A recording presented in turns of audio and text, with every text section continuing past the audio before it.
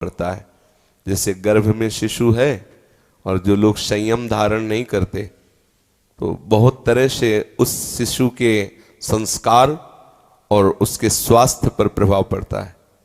खान पान का संयम नहीं, भोग विलास का संयम नहीं, तो उस शिशु में बहुत हानिकारक वृत्तियां और दोष प्रकट हो जाते हैं। रोग युक्त शिशु हो जाता है और उसकी बुद्धि जो है वो अध्यात्म बलहीन हो जाती है, क्योंकि जैसे संस्कार डाले जा रहे हैं ना, वो गर्भ में ही संस्कार की रचना हो रही। देखो, गर्भ में श्री प्रहलाद जी थे।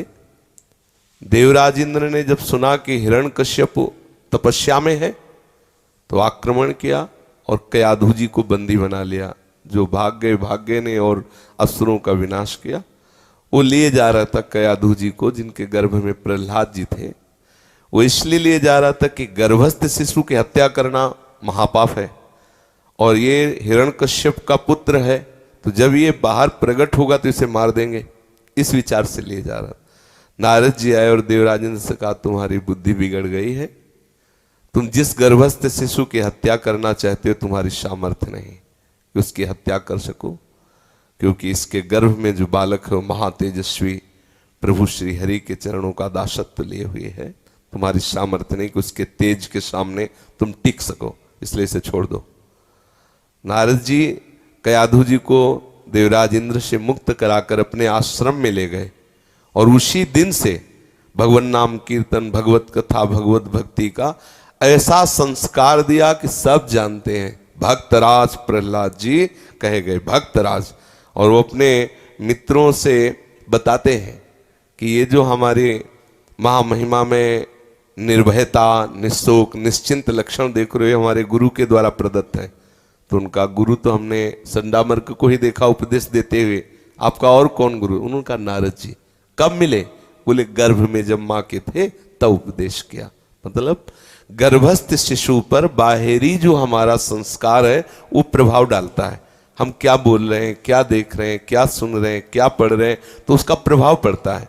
देखो, श्री अर्जुन जी ने गर्भ में विराजमान अभिमन्यु जी थे सुभद्रा के, और उपदेश किया चक्रव्यूह तोड़ने का।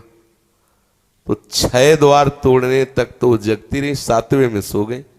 तो गर्भस्थ शिशु अभिमन्यु 6 द्वार तोड़ने की कला मां के गर्भ से ही सीख गए थे, 7वां नहीं सीख पाए थे। तो इन शास्त्र के प्रमाणों से ऐसा अनुभव होता है कि गर्भस्थ शिशु को आप संस्कार उत्तम से उत्तम और नीच से नीच दे सकते हैं।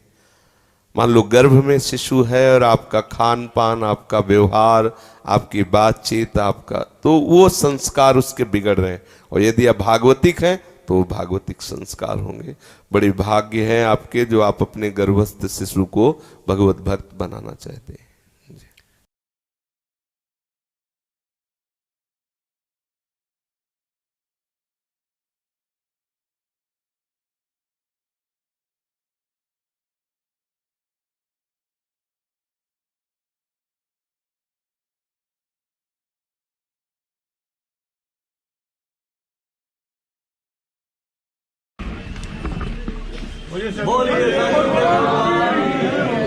संत भगवान की, संत भगवान की, सज्जन की।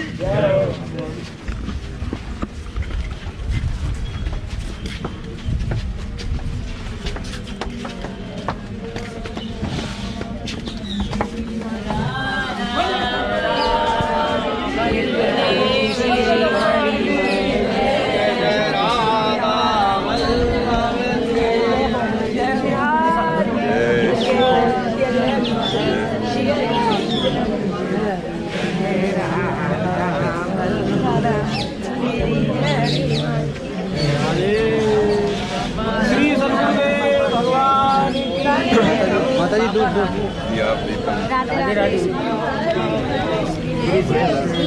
वृंदावन गुरुवर